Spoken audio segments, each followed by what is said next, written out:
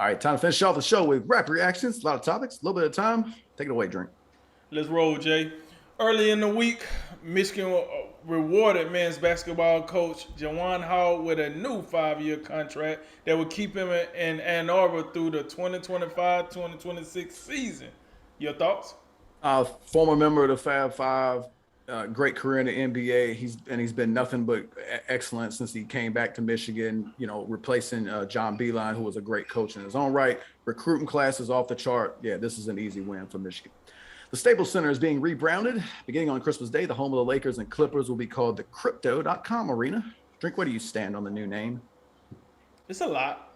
It's a lot to have a .com on the side of your arena, especially when you think about you replacing the Staples Center. Like it's a lot went down under that name. I'm not mad at rebranding. It's 2021. Crypto is a big thing now. And listen, they paid $700 million for the rights. So they let you know, as stupid as it might sound, they getting this money. So, I mean, it's odd, but I understand it. You got to rebrand every so often. And I guess now they're catching up to the times. A Tampa Bay Times reporter alleged Bucks wide receiver Antonio Brown obtained a fake COVID-19 vaccination card. Brown reportedly did not want to receive the vaccine because of the possible side effects. Big deal, little deal, or no deal? No deal. Well, no deal for me. I could care less about it. Have I thought about getting a fake vaccine card in the past? Yes, I have. Charge me with a thought crime. But wow. listen, it is a big deal for probably the federal authorities because this is a federal crime. So I hope there's a investigation, a thorough one, and I look forward to hearing the results on this. Moving on, Clemson football coach Dabo Swinney says wide receiver Justin Ross will have surgery to fix the stress fracture in his foot, and then he's going to begin preparations for the NFL draft. Do you view Ross as a first day, second day, or third day prospect? I would say this. It was a point in time where Ross was a first day, coming off his true freshman season, going into that second year, he was definitely a first day guy. Now, fast forward to now, I'm gonna have to take him as a third day guy, especially if he's having his second, major surgery since he's been with Clemson, and now he's gonna prepare for the draft. I'm gonna take him as a second day guy. I'm gonna take him as a third day guy. MLB awards are out amongst MVP, Cy Young, Rookie of the Year, and Coach of the Year. Which award winner surprised you the most, Jay? I think the National League Cy Young, which is won by Milwaukee Brewers starter Corbin Burns. That one, not that Burns wasn't deserving, but I think some of the metrics pointed to maybe a better season for the Philadelphia Phillies starter Zach Wheeler. That's the one that maybe I'll raise my eyebrows a little bit, but all the award winners, I think they were deserving and had really strong cases. It appears Mel Tucker will coach Michigan State football for a long time, as a Detroit Free Press reported that the Spartans have offered Tucker a 10-year, $95 million contract. Tucker worth that much, Drink? Listen, everything that we've seen thus far would tell you that he is. Listen, we seen what Jimbo Fisher did. You got to think, you look at yourself and say, hey, Mel Tucker can do to the Big Ten what Jimbo Fisher has been able to do to the SEC up to this point.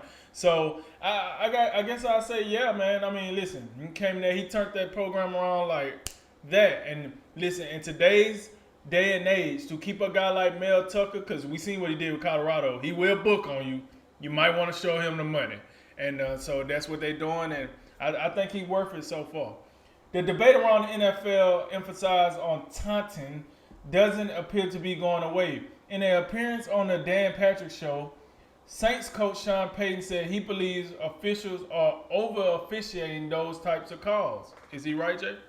Of course he's right. And look, when you go back to the Cassius Marsh penalty for the Browns on that Monday night game, when you can't even look at the sideline of the opposing team and just take 2 half steps toward them and they throw a flag on that, when the referee hip checks you after the play, I mean, you're just doing too much. And I get it. You want to set an example for the young kids and, whatever you're trying to do and just treat people with respect. I get it. But at the same time, it's a game based on imposing your will on the opponent. And I think part of that comes at it is playing a game with emotion and just being able to express some of the emotions. Look, I think every now and again, just you know, wagging your finger at the opposing player. I'm not mad at it. I like seeing some of that emotion. Sometimes you just can't take it too far.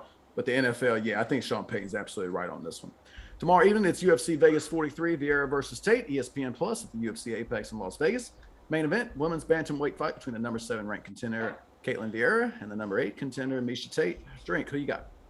Yeah, man, I'm gonna take Vieira in this one. Listen, Misha Tate, former bantamweight champion, you know, Hall of Famer. She was retired. She came out of retirement, came back. You know what I'm saying? You know, want to make some more bucks, I guess. Either way, coming off a long layoff, I got to take the more active fighter. So I take Vieira in this one. I do think it go decision, and Vieira wins by decision. Bears pass rusher Khalil Mack will miss the rest of the season with a season-ending foot surgery. Does that spell the ends of the Bears season now? I think their season was it's been DOA regardless. That offense stinks. Matt Nagy, he doesn't appear to really know what he's doing over there as an offensive coach. But yeah, definitely this injury, it's not helpful. Now you got your best player out for the year. So yeah, they're I think it's safe to say the Bears are done. Last one tomorrow night at 9 p.m. Eastern on ESPN Plus. Pay-per-view, it's Porter versus Crawford at the Mandalay Bay Resort and Casino in Las Vegas, Nevada. The WBO Welterweight Championship on the line when former WBC and IBF champ Sean Porter meets the WBO champion Terrence Crawford, the undefeated Terrence Crawford. Drink. Should be a goodie tomorrow night, right? A goodie it will be, I think. Hey, listen, so a little background on this, like Sean Porter, he's a PBC fighter. Terrence Crawford is a top-ranked fighter. It's been within the last 2 or 3 years, both of these promotions has been looking for a way to, you know, cross their fighters. Most recently, the most successful one they've been able to do is Deontay Wilder and Tyson Fury. They've been able to get that one done, so now they're looking to expand more. So very excited. The welterweight division is, you know, probably right now the hottest division in boxing right now. With PBC, with most of the fighters, Terrence Crawford is the only fighter on the top ranked roster that's in that mix as far as welterweight go. But with that said, it's gonna be a goodie. I'm gonna take Terrence Crawford. Listen, even though he's not on the PBC roster, he should rethink that and get on the PBC roster because his talent would be very much appreciated over there, a lot more than what he's getting at top rank. I'm gonna take Terrence Crawford. It won't be a knockout. Sean Porter too tough to knock out. But I'll take Terrence Crawford for the points. Definitely be a good on pay-per-view. All right. That concludes this evening's Drink of Wisdom. Thank you for joining us. As always, like, listen, share, subscribe. I'm Jay Wise.